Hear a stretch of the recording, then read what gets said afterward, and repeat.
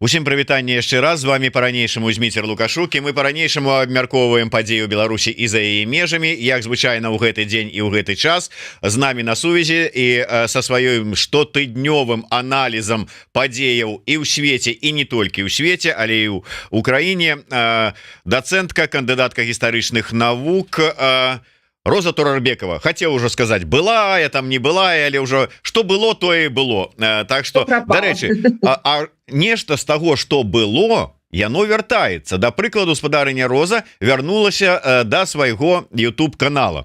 І вось буквально днямі я глядзеў чарговыя відэо, размовы спадарыні Розы Турарбекавай. Такая адукацыйная праграма по міжнародных стасунках, праве і ўсім астатнім.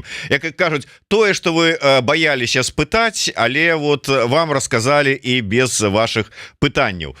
Таму, калі ласка, адразу да пачатку нашай размовы хочу ўсім нагадаць пра просто неабходнасць, для того, каб ўсё ж таки і шырэйшая эрудыцыя была, і шырэйшы светапогляд і разуменне працэсаў, якія адбываюцца ў свеце міжнародных вось гэтых вось падзеяў. Калі ласка, подписывайтеся на YouTube канал Розы Турарбекавай. Заўсёды цікава, так что подписывайтеся, расширвайте, лайкайте.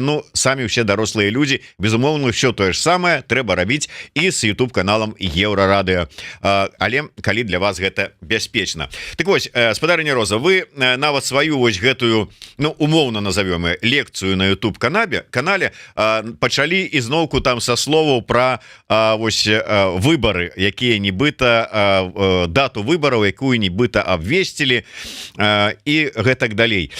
Вы ўжо давалі каментары з гэтай нагоды, але ці давайте, может быть, так вот агулам, ці нешта змяняе, азначае дата, якая была абраная, вот тое, что гэта 23 лютага, нейкім чынам уплывае на агульную палітычную повестку як у краіне, так і за межамі краіны, вот у нашым асяродку. Как я и говорила ранее, когда комментируешь еще даже не точную дату выборов, а предполагаемую, или, скажем так, есть такая гипотеза, что, скорее всего, 23 февраля, то мы можем попасть в такую ловушку. Мы с вами обсуждаем то, что может и то, чего может и не быть, то есть дата может быть перенесена.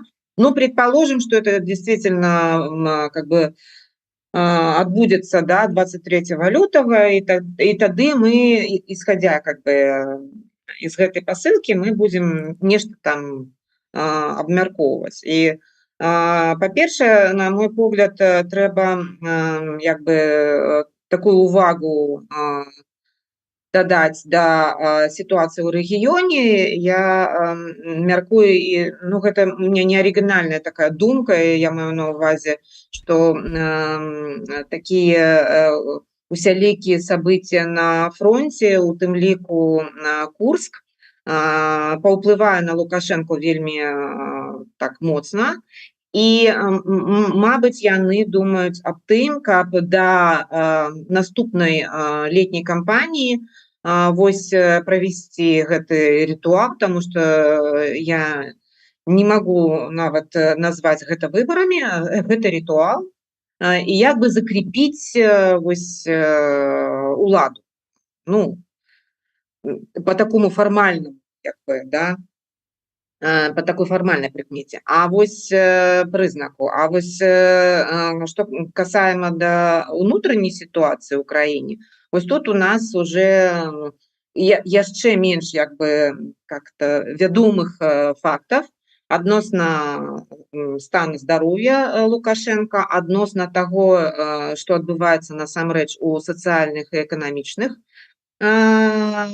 сферах. І таксама, што адбываецца ўнутры краіны, унутры, я маю на увазе бюрократычнага апарата, Як да гэтага ставяцца, напрыклад, сілавікі, як да гэтага ставяцца расійскія агенты влияния ўнутры краіны, таму што яны за апошнія гады вельмі так іх уплыў узмацніўся. А вось як яны зараз бачаць вось гэтую кампанію, якая пачынаецца з некай такой, ну, не адлігі, но такіх шагоў, ну, такіх крокаў, напрыклад, насустрэч там Польшчы ці Украіне. Вось і адносна вызвалення зняволеных, вось усё гэтае, як бы увесь гэты комплекс рэчы, як ён паўплывае на расійскіх агентаў влияния, як они будуць себя паводзіць. І, мабыць, гэта таксама як бы улічваецца, калі яны так абіралі гэту дату. Вось, таму, ну, понимаете, Змитер, мы все время занимаемся тем, что устраиваем такие, ну, как бы догадки, да, у нас буквально у всех гипотезы, догадки, мы выстраиваем это, исходя из достаточно малого объема информации, который у нас есть. Вот, но на основании только того, что есть. И, например, что касается, это там даже не анализ, а именно комментирование, действительно. И на основании того, что мы хотя бы видим в публичной сфере, мы можем что-то на основании этого какие-то выстраивать свои гипотезы. Очень сложно, конечно, прогнозировать, и тем более сложно анализировать, не имея такой минимум информации. Вот, и как бы вот все, что нам остается сейчас, это вот эти вот наши такие комментарии, в основном это гипотетические как бы такие вещи. Ну, Поэтому безумоўна, тут я з вами згодны, тому что, па-першае, афіцыйнага ніякага такого паведамлення няма. Ёсць толькі такі каментар ад старшыні цэнтра выбаркама, які сказаў, што у прынцыпе мы гатовыя, і гэта у дата агучаная нібыта упісваецца у нейкія там часовыя такія вызначаныя тэрміны, а мы гатовыя, так што ўсё можа быць, як рашэнне будзе, так і будзе. Безумоўна, мы ведаем, што у верасні пачынаецца восеньская сесія палаты прадстаўнікоў пасяджэнні, і пры жаданні яны могуць на гэтай восеньскай сесіі адразу ў верасні прыняць адпаведнае рашэнне, якое таксама трапляе па тэрмінах на тое, каб у лютым правесці гэтыя выбары. Таму я і задаў пытанне, што калі ўсё ж таки гэта будзе ў лютым, што гэта азначае, як это ўплывае. А я працягну, а як вы пракаментуеце такія заявы, чуткі ці інфармацыю пра тое, што адна з прычынай таго, что яны так вот спяшаются, гэта нібыта тое, что Путин как бы не дал добро на 7-й тэрмін прэзідэнцкі Лукашэнкі. не ведаю. Это такие опять недохоп информации, вот это все догадки. И я не упевнена ў тым, что Лукашенко задае такие пытанні Путину, як бы ён координуе свою палітыку, но вось адносна таких рэчаў, якія прынцыпова як бы адносяцца да няго лічна, асабіста. Вось я не меркую, што гэта прямо согласовывается, да, прямо ему согласование нужно именно с Кремлем, вот, что он это делает. Но он должен поставить в известность, это точно, да, это должен сделать, это абсолютно понятно. И в этой связи, мне кажется, вот как раз это интервью, которое, да, мы сегодня ждем в полном или почти что полном объеме вечером, мне кажется, что вот это как раз тоже такой шаг в ту сторону. Да. С одной стороны, там есть гипотеза относительно того, что он оправдывается, вот Валерий Карбалевич об этом говорил. С другой стороны, возможно, это вписывается вот в эту кампанию, начало этой кампании, и ему надо задобрить вот эту вот как бы российскую пропаганду, чтобы они транслировали про него, не транслировали про него что-то негативное, а транслировали позитивное. Вот, и тут как бы сразу несколько зайцев убиваются этим интервью, и я думаю, что да, вот это как раз-таки начало кампании в том числе не только для белорусского общества, но и в том числе и для России, его кампании, да, что вот он избирается, что он идет на выборы, что он сохраняет свой союзнический вот эти вот обязательства, собирается их выполнять, что все равно они стоят там спина к спине и отстреливаются, да, от общих врагов. Ничего не изменилось, это так все как бы необходимые, прямо вынужденные вещи. То он поляков называет там какими-то там, не помню, то ли мерзкими, то ли еще какими-то людьми. То потом он говорит, что у них там какой-то ген, и они все-таки не дураки. Про литовцев, значит, улада дрэнная, а все ж таки народ такі вельмі працавіты. Но гэта як бы стало вядома из советского часу. У него вот такие, про Украину тоже очень такое, как это сказала одна моя знакомая, какое-то расстроение личности. Вот он там все эти месседжи проговаривает для украинской стороны, для российской стороны, для международного сообщества. Но общий как бы месседж все-таки в сторону России. Это понятно, что ничего не меняется, мы стоим спина к спину и отстреливаемся единым фронтом, но только хорошо было бы закончить войну. Вот это было бы здорово, если бы мы закончили войну. Ну, а как бы, а какими средствами он это описывает, вы слышали, там и про ядерный удар, и, в общем, короче говоря, очень хитроумные объяснения, вот, но, тем не менее, месседж основной таков. Давайте-ка попробуем все-таки это закончить с войной, уже все, уже хватит, дальше уже будет там, ну и дальше он ужасы рисует Третьей мировой, НАТО, ядерные взаимные там удары и взаимное уничтожение. Вот, Ну это да, мы до гэтага может быть яшчэ вернемся, калі не зачэпім іншую больш цікавую тэму. Я б хацеў вярнуцца, вот у вас прогучала сярод іншага такая слова у звязку с этими, так бы мовіць, электаральными датами и процессами, слово адліга. Ведаеце, оказывается, вот этыя прапагандысты не толькі глядзяць наши эфиры, не толькі там штосьці пишут у адказ там со своими у своем любимом стыле, але и кавалки нават показывают кавалки с наших эфиров у сябе. И я, ну вот той же самый Азаронок вот этим грешит, и я одному с удельников такой вот сустрэчы у эфиры там тым написал: у вас там что-то страшно за вас становится, вот займаетесь распаўсюдам экстремистских материалов, да. Ці может быть у вас там адліга, и уже как бы вот пачаліся такие процессы, на что мне отказали, написали такое: адліга — это вільготныя мары юных студенток из офиса Тихановской и об'яднанага пераходнага кабинета. Амаль цитата. Так вот, я до того, что и гэта, ну, это не Азаронок мне написал, скажем шчыра, вот, а человек, які быў там у яго ў студыі, а ён в принципе как бы где-то вот за то, чтобы как-то что-то так вот потиху змяняць у лепшы бок. Так вот, нават калі такія люди кажуць про тое, что адліга гэта вільготныя мары вот нас збеглых, то ці варта разлічваць, что нават пасля там, скажем, 23 лютага, не 23 лютага, але пасля чарговых выбораў все ж таки процессы пойдуць у іншым накірунку, чым яны ідуць зараз у краіне? Я думаю, что ответ этого, я не знаю, о ком идет речь точно, да, ну, пропагандиста, да, да. Речь идет об одном из белорусских пропагандистов. Я думаю, что ответ этого человека такой, как это, неоднозначный, я правильно поняла, что он не совсем однозначный. Ну, он же не написал, что вам все это показалось, и сидите там, пока вас это самое, пока вас еще всех там не поймали, не привезли назад тут в этих кандалах. Вот. Я думаю, что этот ответ на всякий случай, потому что он сам на самом деле не знает, что происходит. И по моему все-таки мнению, их не ставят в известность.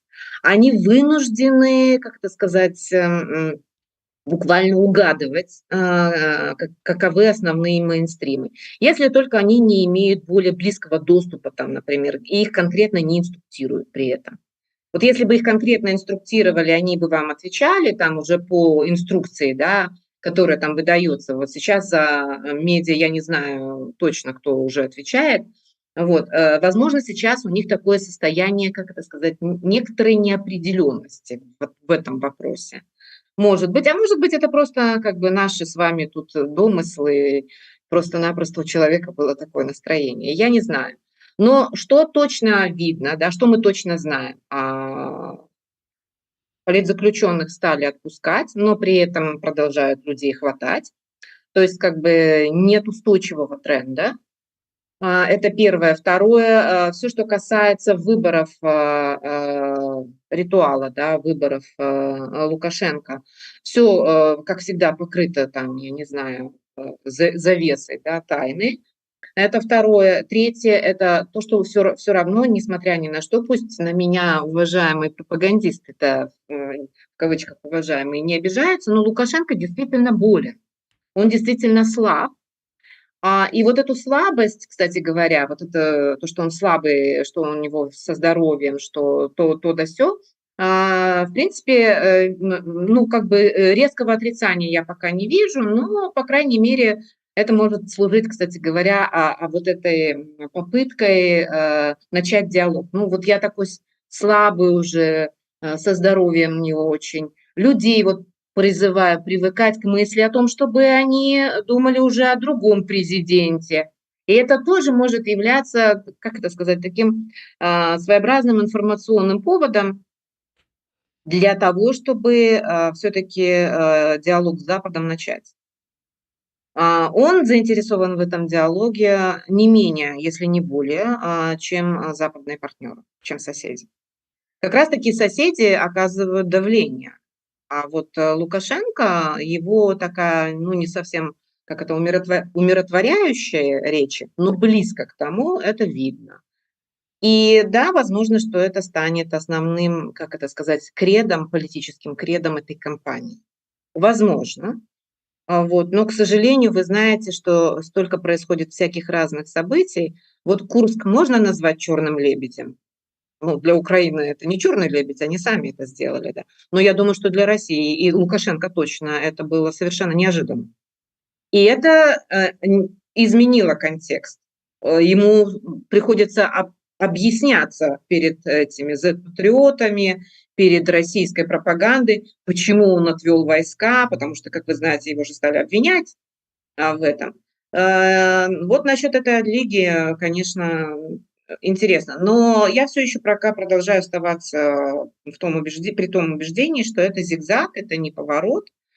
Вот, потому что пока все это очень носит такой приблизительный неустойчивый характер. Все эти шаги, они пока носят такой характер, более такой, как это сказать, рассчитанный на информационную, скорее, такую, как это, кампанию. Это радует, что отпускают политзаключенных, но, к сожалению, репрессии продолжаются. Это надо подчеркнуть. Это не изменение политики. Это пока вот такие какие-то, я не знаю, акции, призванные пригласить к диалогу. Но политика пока не меняется. Цалкам згодны, асабліва з улікам таго, што па звестках праваабаронцаў толькі за ліпень было 170 чалавек асуджаныя па палітычных артыкулах. Гэта нават на фоне тых, хто выйшаў, на фоне тых, там каго подпісалі там закон аб памілаванні, і яшчэ, праўда, невядома, хто гэта і калі яны канкрэтна выйдуць. Але вось такая сітуацыя. Рэчы, Воскресенскі заявіў пра тое, што на дадзены момант 900 чалавек напісалі прашэнне аб памілаванні. Я адразу хочу сказаць тым, хто раптам будзе штосьці шукаць там ці яшчэ што. Асабіста я цалкам за тое, каб людзі выходзілі любымі магчымымі сродкамі. Праз прашэнне памілаванні там ці праз ціск, праз гуманітарныя нейкія там рэчы, яшчэ што-нибудь абсалютна неважна, галоўнае, каб людзі выходзілі на свабоду. Але на фоне вось с аднаго боку гэтыя паведамленні пра вызваленне, з другога боку гэтыя паведамленні пра новыя прысуды, з трэцяга боку гэтая інфармацыя пра гэтыя выборы нібыта. І тут на фоне ўсяго гэтага нейкі незразумелы уздымаецца, ну то не скандал, а нейкія разборки, хто на якой пазіцыі стаіць у пытанні вызвалення палізняволеных. Узнікаюць нейкія тэмы, а вот там нейкія міфічныя нехта выступае за тое, што альбо ўсе, альбо ніхто. Нейкія яшчэ міфічныя, там што трэба біць са лбом аб сцену до конца, а ні на што не пагаджацца. Імёны, правда, не называюцца часцей за ўсё, але ўсё адно. Вам не падаецца дзіўным, што вот менавіта ў гэты час вот гэтыя разборкі ўзніклі? Я думаю, что этот спор возник на самом деле давно. Сейчас он просто обострился как раз именно на фоне новостей об освобождении политзаключенных. Вот. И, видимо, были сторонники какие-то более жесткой линии, менее жесткой линии. И эта дискуссия, она идет на самом деле давно, но она просто сейчас была актуализирована именно в связи с этой новостью. И эти буквально, да, спрэчки, по-белорусски говоря, да, они носят такой характер, видимо, все-таки различий в определенных подходах. Я не берусь судить и не стану влезать в этот спор, потому что я как бы не являюсь правозащитницей, а политзаключенные – это не та сфера как бы моей активности, которая была, например, в этом самом Координационном совете. Я видела то, что делалось в Координационном совете второго созыва. В частности, знаю, какую работу проводили, какая работа проводилась, но как бы конкретно внутри вот этого я не была этой дискуссии. Но со стороны я это наблюдаю уже достаточно давно. Вот, тем более, что такая дискуссия очевидна между... Есть фигуры, персоны, которые воплощают в себе тот или иной подход, или как им кажется, что они разделяют разные подходы. Вот. И я это связываю с тем, что у нас, конечно, накопилось очень сильно недовольство и напряжение, и, как это сказать, разочарование относительно того, что наши усилия по подавлению на режим не увенчаются успехом. Время прошло достаточно много, а результатов было откровенно мало, и сложно доказать, что освобождение вот этих политзаключенных сейчас является результатом прямо-таки давления и санкций. Это не доказанный тезис. Вот, если это как бы давление, то тут много вопросов относительно того, кто давил. Вот, это уж точно не белорусские демократические силы. Не в нашей компетенции объявлять санкции, не в нашей компетенции, как бы, не в наших силах оказывать давление на режим. Вот, поэтому, с моей точки зрения, это все как бы тянется достаточно давно. Сейчас это оформляется в такого рода разные тезисы. Вот, ну и при этом, конечно, есть передергивание, есть манипуляции, есть, к сожалению, личные нападки. Причем иногда носящий весьма грубый характер. Вот, поэтому ну, вот такой я действительно наблюдаю, и я призываю, если даже вы видите различия в подходах, все-таки ну, вот этот градус эмоций хотя бы снизить и вернуться к предмету обсуждения, а не к личным нападкам, не к взаимным обвинениям и так далее и тому подобное. Все это деструктивно. Если есть разница в подходах, давайте обсуждать эти подходы, а не людей. Вот. Но когда, например, встает вопрос, да ничего такого не было, и тогда некоторые вынуждены доказывать, что все-таки такая позиция была, тогда идет там демонстрация доказательств и аргументов. Я это тоже видела. Вот. Поэтому, видимо, все-таки это не просто надуманный скандал, это результат достаточно давней такой дискуссии и давнего такого взаимных таких вот претензий. Сейчас они просто вот так вот, извините, обострились именно на фоне освобождения политзаключенных. Вот дыскусіі і першым я вот задам у працяг можа быть увогуле агульнага стана у дэмакратычных сілах сітуацыі просто удакладненне пытання ваше бачанне. Я бачу ваш каментар ці асобны допіс з нагоды того что можа быть ўсё ж таки варта звярнуцца вот гэтым бакам вот гэтага конкретнага кейса да медыятараў, каб ўсё ж таки гэтую паспрабаваць разруліць гэтую сітуацыю. Але ці толькі медыятарамі, вот ці варта как бы звярнуцца да медыятараў, що сказаць все ціха, больш ніхто у абмеркаванне как бы не лезе, у СМІ гэта не агучваецца, шоу с этого, як сказаў один наш грамадскі актывіст на Еўрарадыё не устраиваются. Я правда не ведаю якім чынам гэта ўсё каб не выносілі у сацыяльныя сеткі, не абмяркоўвалі людзі как бы якія как бы плевать можа быть хацелі на меркаванне розных грамадскіх актывістаў, а просто хочуць выказацца. Вот але вот як вы лічыце, вот як у гэтай сітуацыі лепш было б для нас усіх, каб вот гэта развивалася? Но если есть проблема, если разница подходов, нужна организация дискуссионной площадки. Вот. Ну, у нас слушания уже по политзаключенным проводились, да. Вот, возможно, что-то в этом роде. Мне сложно сказать. Первое. Второе, насчет медиации. Медиация, она же может, например, заключаться не только в том, чтобы примирить противоположные, ну, не совсем противоположные, ну, вот стороны, которые сейчас друг с другом, да, конфликтуют, спорят, прям буквально жаркие такие споры идут. Вот. Не только в том, чтобы примирить их по сути, но, например, выстроить правила для дискуссии. Был такой вот своеобразный, как это сказать, пакт такой вот, да, что-то вроде этического кодекса, например, да, какие-то такие правила. Это все относится к вопросу о культуре, да, о культуре дискуссии, о политической культуре, о культуре вот такой вот гражданской, где как бы мы можем спорить по сути предмета, но не правила, да, буквально скрытые правила поведения, это называется социальное, да, поведение.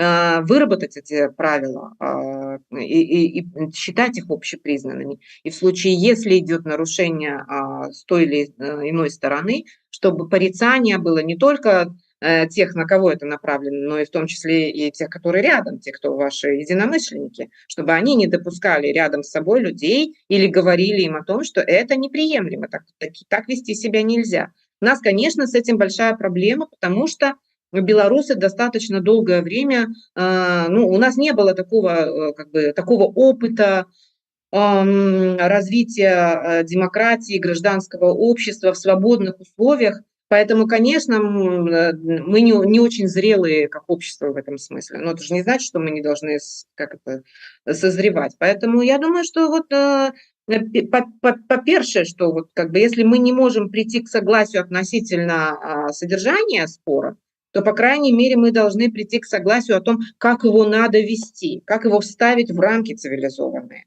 Потому что, конечно, это крайне неприятно, когда уже идут личные нападки, оскорбления, и как бы идет манипуляция, идут передергивания, вот, идет неточность цитирования и приписывание мыслей и действий и поступков противоположной стороны, которые они не делали. То есть там конфликт восприятия конкретно, что я вижу. И в этой связи, конечно, вот буквально строим баррикады сейчас, да, ну, ментальные баррикады, да, не физические, а ментальные баррикады. Прямо вот и тут ты должен определиться с кем ты, да, вот, или вот ты за белых или за красных, да. Вот, но мне кажется, что вот первое, что сейчас надо сделать, это снизить градус эмоций и перестать строить баррикады, вот, и попробовать договориться хотя бы о правилах этой дискуссии, если нельзя договориться по сути предмета. Разница в подходах, она, видимо, есть. Это надо обсуждать. Надо обсуждать подходы, а не людей, которые являются носителями вот этих подходов, да, скажем. Не делать такие оскорбительные выпады, вот, опираться исключительно на факты, не заниматься приписыванием, да, а исключительно быть очень точными, корректными в отношении друг друга. Вот, к этому я бы хотела сейчас призвать. Я думаю, что сейчас это очень актуально. А, Примирить подходы, разница подходов, если существует, примирить подходы, если не получается, то надо согласиться с тем, что существуют разные подходы. Это называется плюрализм. Вот цалкам згодны, что асабліва калі мы тут ўсё ж такі датычна гэта размова, гэтыя супярэчнасці людзей, якія займаюцца адным і тым жа дапамогай палітвязням і сем'ям палітвязняў. То есть как бы і вот сама эта тэма вакол палітвязняў і спрэчкі вакол гэтага, но яна ўспрымаецца балюча. Зусім по-іншаму здымаецца іншая спрэчка, там ці палітычная дыскусія, ці там разборки, называйте як хочаце, якая тычыцца от усё ж таки там, скажем, того ж самого 25-го года, выбораў Ціхановскай, пацверджання мандатаў і т.д. і т.п. і вось гэта вот. І калі гэта ўсё пачыналася спачатку, ну скажем так, з пазіцыі вось аднаго фракцыі беларусы, там ліста Кныровіча, Егорова і Прокоп'ева, то чамусьці зараз оно как бы пашыраецца. Я думаю, что оно как бы вот будзе в прынцыпе дзесьці таких абмежаваных нейкіх так дыскусійных формах працягвацца, але долучыўся Іван Краўцоў со сваім бачаннем вельмі падобным да это. Я сваё меркаванне наконт допіса Краўцова не буду выказваць. Вот хацелася б ўсё ж таки меркаванне эксперткі пачуць з гэтай нагоды. І таксама пашоў працяг как бы з іншага боку. Вось Максим, наш глядач, пытаецца: ці глядзела спадарыня Роза відэа Латушкі, які фактычна абвінаваціў Егорова у працы на рэжым Лукашэнкі? А з другого боку, ці чытала яна артыкул Егорова, на які спасылаецца Латушка, як ставіцца да гэтага? Наколькі я памятаю, ідзе размова пра артыкул, які напісаў Егораў для часопіса фонда Эберта. Вот, калі ласка, вам пытанне, ваше бачанне гэтай усёй сітуацыі. Ну, па-першае, зараз я не незалежная экспертка. Я зараз как это я в транзите. Я в транзите от позиции как бы политической, да, вы помните, что я была лидером списка «Наша справа», и спис «Наша справа» и платформа «Нашей справы» отчасти совпадает с тем, что говорил блок Прокопьев, Егоров, а отчасти нет. Потому что мы на все эти вопросы, кстати говоря, отвечали во время предвыборной кампании. И мы там по некоторым вопросам мы не сходились, и я была как раз противницей того, чтобы соглашаться с такого рода постановкой вопроса. Вот. Но, понимаете, сейчас я когда могу это анализировать как независимый эксперт, в то время как я как бы еще не сильно далеко ушла от Координационного совета. А вы такую гибридную свою оценку дайте. Это самое ужасное, что можно придумать, потому что люди, конечно, будут это воспринимать как лоббирование праз экспертизу своих политичных поглядов. Вось. Я так это оценила, понимаете? Поэтому я даже чувствую, что я не могу быть сейчас объективно экспертом, независимым, потому что я все-таки это соотношу со своей политической, да, платформой, программой и взглядами. Вот когда я лишусь всех политических поглядов, тогда, может быть, через месяц я все-таки там встану как-нибудь рано утром, буду смотреть интервью Латушка и Егорова параллельно и буду абсолютно одинаково воспринимать эти два политических послания, да. Но все равно я не могу не думать, да, про это. Я что-то думаю вот по этому поводу. Что-то мне с утра сегодня пришла мысль о том, что то, о чем писал Кравцов, и то, о чем до этого говорил Егоров, и не только они, это фракция, во фракции людей много, за ними еще люди стоят, это не позиция одного человека, это действительно группа людей, которая разделяет эти взгляды. Кстати говоря, к вопросу о 25-м годе, о том, что Тихановская бессрочно национальный лидер, лично я считаю во всем этом это просто последним пунктом. Вот. Очень много до этого шло пунктов, да, относительно того, как мы должны поменять в первую очередь стратегию в отношении Беларуси. Так вот, это достаточно большая группа людей, я хочу сказать. Это некоторый сегмент гражданского общества. Там много людей, представляющих именно гражданское общество, которые так или иначе разделяют эти взгляды. Еще раз повторюсь, не касаемо пункта «национальный лидер бессрочный 25-й год» про Тихановскую, но в целом эту стратегию, да, что ее надо менять, что стратегия офиса и кабинета, эти стратегии оторваны от жизни и так далее и тому подобное. То есть это все вот эти аргументы против, да, этой стратегии, я имею в виду стратегии старые, офиса и кабинета, там, давить на режим, про санкции там, и так далее и тому подобное. И только тогда вот можно там вопрос освобождения, да, Беларуси решить. Вот, поэтому я хочу сказать, что я когда на все на это смотрю, теперь у меня еще другой взгляд, как историк. То, что предлагает блок Егоров-Прокопьев, да, и примыкающие к ним единомышленники, это больше похоже на предложение пойти все-таки по эволюционному, а не революционному пути. Может быть, я сейчас опять допускаю какие-то там искажения. Я сразу хочу как бы предупредить, что я не объективна, возможно. Вот то, например, на что обращал Юрий Дракохрост в своей переписке с Кныровичем. Мне гораздо более интересно как раз была именно эта дискуссия. А вот то, что он пишет, что то, что он видит, очень похоже на вехи, и такой шаг назад определенный. А вот это как раз предложение об эволюционном пути, нежели чем революционном пути. Но это я так интерпретирую как историк. Вот, а как бы офис и кабинет, и все те, кто считает, что про санкции давить, давить и еще раз давить, и так прийти в конечном итоге к демократии, к свержению режима, это, конечно, больше походит на революционный. Причем я должна отметить, что революция – это не всегда насилие.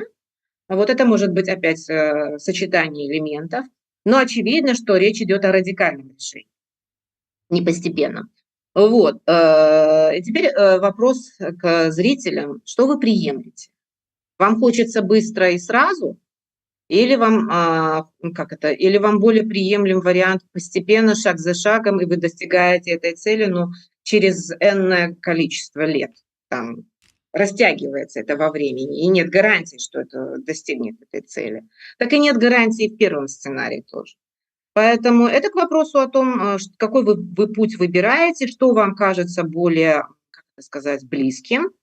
Но с моей точки зрения, этот момент с революционным путем, он, видимо, все-таки сейчас не совсем актуален. Нет, не актуален, а нереалистичен. Степень реалистичности его не очень высокая. Это мое мнение, и я допускаю, что я в данном случае сейчас являюсь необъективной, и памятуя ту программу нашей справы, с которой я выходила на выборы в Координационный совет. Вот мое как бы мнение. Но самое главное, что я бы сейчас хотела сказать, моя мысль главная сейчас не об этом. Моя мысль сейчас главная о том, чтобы предотвратить раскол в белорусских демократических силах, признать, что есть разница подходов, и здесь как раз-таки нужна, по всей вероятности, некая медиация и некоторое урегулирование этой проблемы, которую, с моей точки зрения, необходимо урегулировать. Проблема зашла очень слишком далеко, обрела серьезные масштабы. То, о чем вы говорите, Змитер, что вы не ожидали разрастания этого. Я как раз ожидала, и я об этом сказала еще в самом начале, когда узнала о формировании коалиции большинства, доминирующей в Координационном совете, и то, как они поставили вопрос о статуте, мне стало ясно, что мы вступаем в конфликт, который будет очень таким достаточно масштабным по меркам наших внутренних белорусских демократических сил.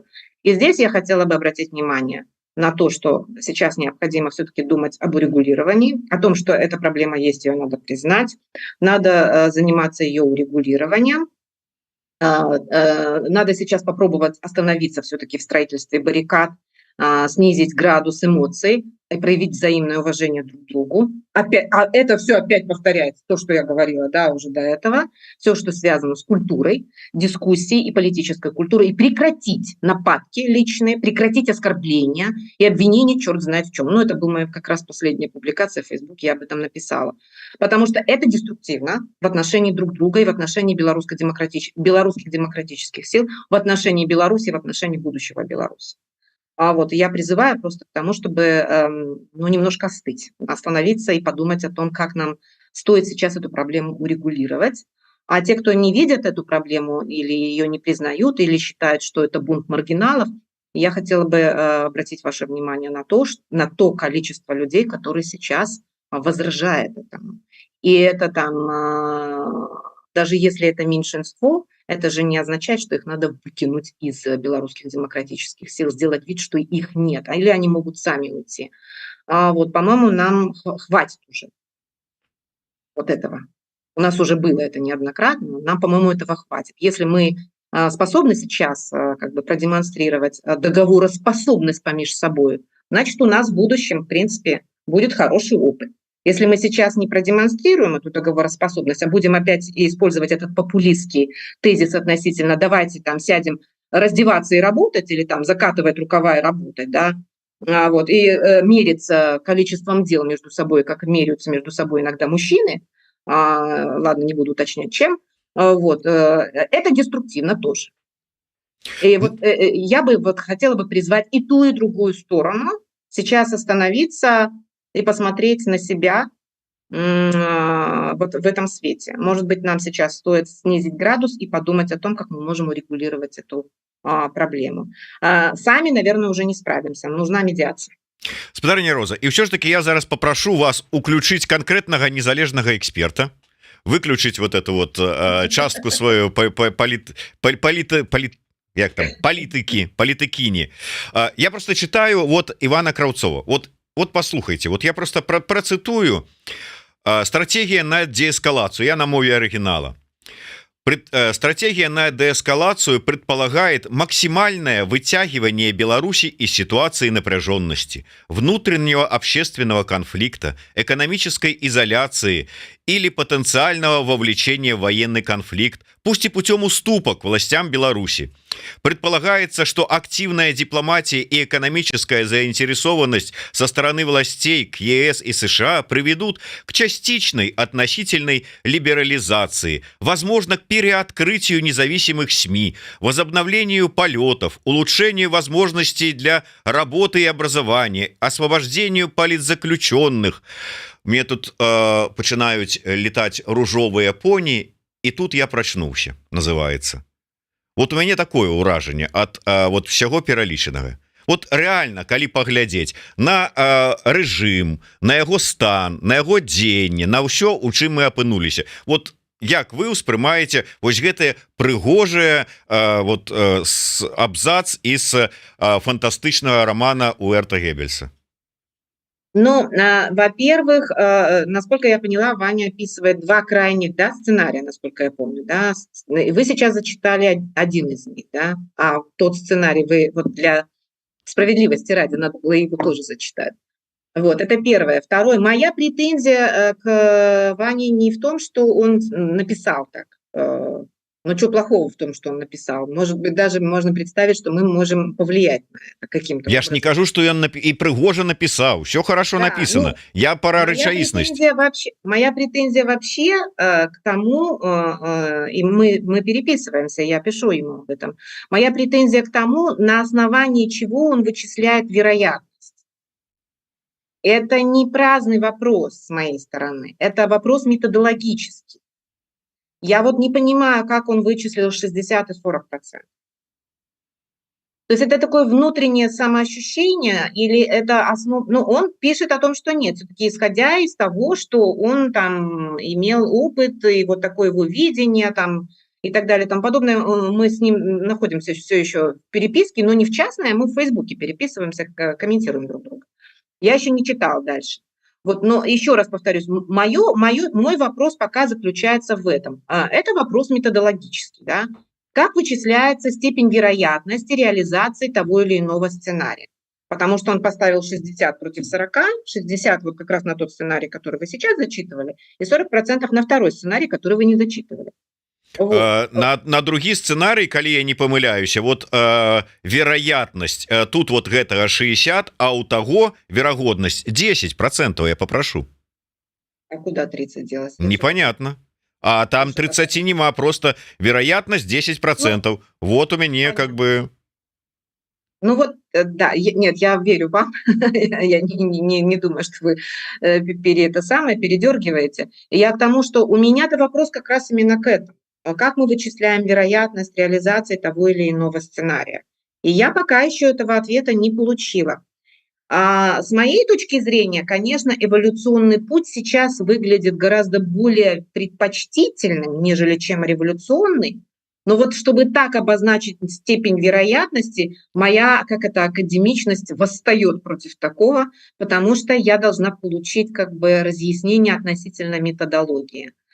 Пока я еще не ознакомилась с объяснением, возможно, я чего-то не понимаю. Это первое. Второе, что бы я хотела пояснить, возможно, это слишком будет заумно звучать. Количественные методы в оценке развилок вот этих, на которых мы находимся, хотя я думаю, что мы развилку уже прошли. Вот, но это вот опять мое мнение, даже не анализ. Вот. Количественные методы, вот когда проценты, цифры и так далее, количественные методы в гуманитарных науках, они требуют очень развернутой и очень точной, с одной стороны, и с другой стороны, достаточно такой широкой методологии, широкой по охвату. Вот, поэтому я, честно сказать, я очень мало практиковала количественные методы. Вот, я за качественные методы, потому что у количественных методов есть очень серьезные изъяны, потому что речь идет о человеческом обществе. Вот, человеческое общество – это такой предмет изучения, который меняется на ходу каждый момент жизни. Мы не можем здесь проводить эксперименты как над мышами, мы не можем здесь зафиксировать это вот на определенный промежуток времени состояние человеческого общества, анализировать и с точностью, там, я не знаю, с высокой степенью точности рассказать о том, что будет, потому что пока мы фиксировали, пока мы собирали данные, пока мы их интерпретировали, общество уже изменилось. И получается, что мы анализировали общество, которое было в прошлом, а не то общество, которое сейчас, вот в эту минуту. И с моей точки зрения, вот как раз такие количественные методы исследования, они, с одной стороны, более считаются научными и доказательными, а с другой стороны, у них есть существенный изъян. Поэтому, в общем и целом, я всегда придерживалась качественных методов исследований. Извините за... Так, у мяне было пытанне ўсё ж таки про стратэгію дымсілаў до 25 года, але давайте, может быть, мы пачакаем пропустим пару эфиров, пока вы канчаткова не вытесните из себе политика. Месяц, не меньше, месяц. Я прямо чувствую, потому что я просто вам поясню. Я покидаю Координационный совет, я смеюсь уже и рассказываю всем. Я говорю, его покидаю уже, по-моему, 3-ю неделю. И не могу покинуть, потому что все время принимаю участие в этих дискуссиях. Мне надо вообще все отключиться. Вот. Ага, у вас там за дзвярыма і, дарэчы, знаходзіцца пастаянна побач з вами, ну амаль пастаянна, адзін з сябраў Координационной рады. Ну, Павел Черашкович, ну. Надо отключиться. Изолироваться от себя. Вот, так что, да, вот только так может быть канчаткова. Спадарня Роза, давайте, может быть, на заканчэнне вернемся яшчэ раз до ситуации курской. У Курске і як это можа уплываць на паводзіны Лукашэнкі рэжыма і гэтак далей. Вот мы зараз размаўлялі с украінскім военным экспертам, які казаў про тое, что вот в принципе у Курску вот эта операция, гэта как бы яны там ствараюць такую санітарную зону, тому что постоянно обстрелы шли Сум, постоянно обстрелы Харькова. Вот такая санітарная зона. І как бы гледзячы на гэта, кажа вось Михайло Самусь, Лукашенко думае, а чаму б вот украінцам не взять, вот раптам ім что-нибудь там стрэльне, і яны вырашаць санітарную зону по паўночнай вот этой частцы зрабіць, і там, скажем, захапіўшы частку там якой-нибудь там гомельской, могилёўской, там брэсцкай вобласці, умоўна кажучы, там вот там под Мозыр дзе-нибудь там прайсці такой санітарнай зонай, і ў санітарнай зоне яшчэ глядзіш там мозырскі НПЗ апынецца і гэтак далей. І вот гэта па разуменне, што яны здольныя гэта зрабіць пры жаданні, Лукашенку так і трыгерыт. Гэта сапраўды так можа быць, і гэта вот уплывае на яго апошнія заявы, дзеянні, рашэнні. Вот прасочваецца гэта вот у этом интервью этому расійскому прапагандысту? Отчасти да, но я думаю, что он использует. Я думаю, что у Лукашенко есть определенные хорошие контакты с определенной частью украинской власти. Он об этом говорит, кстати говоря, в этом интервью. Мы сегодня еще и послушаем его, да, вечером по полной. Вот, он об этом говорит, и мне кажется, здесь он себя не так неуверенно чувствует, но он это использует для того, чтобы сказать Путину: кончай войну, заканчивай, хватит. И вот это у него как бы основной месседж был в интервью. Что вот Курск – это такая провокация, которая может закончиться плохо для всех. Не только для меня, но и для тебя. И вот это вот, ну, это хитроумная схема, что вот украинцы провоцируют русских, чтобы те ударили ядерным оружием по Украине, и чтобы в конечном итоге Россия оказалась вообще без союзников. Я, кстати говоря, долго, минут 5-10 разбиралась в этой мысли, пока я не поняла вообще как бы всю глубину мысли Лукашенко. Но по этому интервью, или, по крайней мере, он достаточно неплохо держится, я не почувствовала, что он прямо так сильно боится именно нападения на Беларусь, хотя он это там об этом говорит. Но мне кажется, что он как раз именно операцию в Курске использует для того, чтобы Путину говорить о том, что давай заканчивай войну. Потому что это может обернуться чем угодно, ну, в том числе, конечно, и для Лукашенко. Поэтому пока в средние, ну, там, я не знаю, на несколько, может быть, месяцев вперед, он, по-моему, достаточно уверенно себя чувствует в договоренностях с определенной частью украинской. Он про военных говорит, кстати, украинских. Вот. Но он это использует в качестве аргумента для Путина, чтобы тот закончил войну. Это настоящая его цель и настоящая его как бы мечта, чтобы все-таки это прекратилось. Потому что, да, это создает в среднесрочной, долгосрочной перспективе серьезную угрозу для Лукашенко. Ну и для Беларуси, конечно. Вот, ну, мое такое впечатление вообще, как бы основанное только на этих кусочках этого интервью, которые, естественно, выбраны наиболее удачные куски, как вы понимаете. Там, где у него, может, не сильно голова трясется, вот там, где он более связанно говорит, там, где, по их мнению, он там выступил сильно, ярко. Вот. Мы должны посмотреть полное интервью, но я думаю, что оно будет далеко не полным. Я думаю, там они его порежут. Хорошо так порежут. Спадарыня Роза, на завяршэнне вот все ж таки у вас некалькі разоў і ў папярэдніх таксама інтэрв'ю і іншым нашим калегам, іншым СМІ вы закранаеце тэму, што ну не ўсё так добра са здароўем у Лукашэнкі.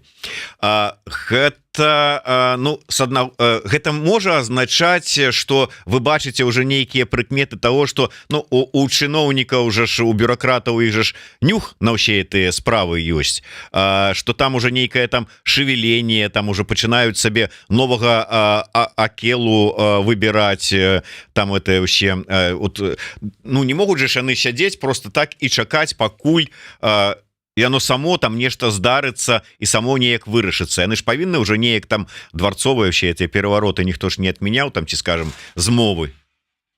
Я думаю, что репрессии внутри бюрократического аппарата были настолько серьезные и жестокие, что они сидят и ждут. Они не могут не думать, конечно, о своем будущем, но они действительно сидят и ждут, потому что те, кто говорил, да, разговаривал, тех, видимо, уже нет там.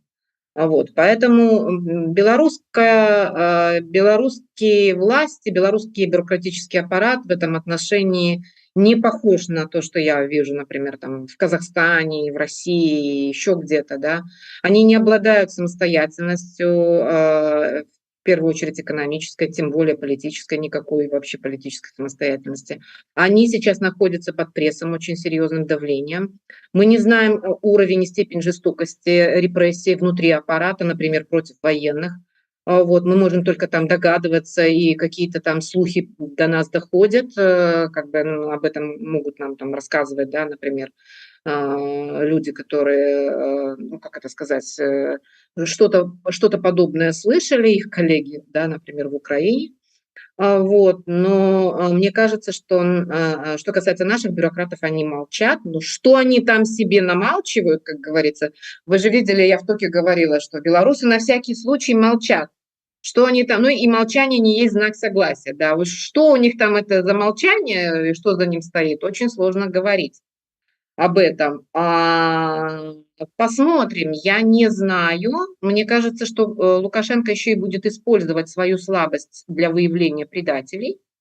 Вот, он в этом смысле он действует как настоящий диктатор, не глупый, у него большой опыт выявления предателей.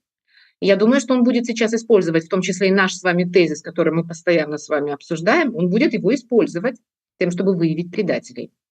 Знаете, там есть такие всякие разные примеры в животном мире, там прикинуться мертвым, да, там кто это там, лиса прикидывалась, да, чтобы поближе жертва подошла. Вот мне кажется, что он способен на такое. Уровень его, как бы, как это сказать, недееспособности я не могу оценить, я не врач. Говорит он достаточно уверенно, на ногах стоит плохо, у него проблемы, очевидно. Там, я не знаю, сустав это или еще что-то, это ясно, у него проблемы большие с весом, очевидно. И во время этого интервью я немножко заметила, что у него немного подрагивает голова, вот, но он достаточно хорошо себя, по крайней мере, в этих кусках интервью контролирует. Но это не наша с вами компетенция оценивать состояние его здоровья. Но, извините меня, до ухода на тот свет, по-моему, еще далековато. Прямо делать ставку на это пока сложно. Хотя кто его знает, понимаете? Никто не знает. Опять недостаток информации, инсайда нет. У меня нет. Может быть, вы с тем свяжитесь, с пропагандистом, может, там ближе будет, узнаете. Да, как там у Булгакова самое прискорбное, что человек не просто смертен, а внезапно смертен, да? Ну, да, как вы видите, как бы за это время сколько людей, кстати говоря, ушло, и не всегда, как это сказать, по естественным причинам, в том числе из его окружения. Дякую вялікі. На жаль, трэба завяршаць нашу як заўсёды цікавую размову. Яшчэ раз нагадываю усім подписываться і на телеграм-канал спадарыні Розы Турарбекавай і на YouTube канал спадарыні Розы Турарбекавай, на які яна нарэшце ўжо вярнулася і радуе нас лекцыямі на знешнепалітычныя тэмы і ўвогуле как бы рассказывае, як яно працуе, вся гэта замежная і розная гэтая палітыка. Дякую вялікі. Роза Турарбекавай, міцер Лукашук, слухайте, глядите, подписывайтесь. Жыве Беларусь. Живи вечно.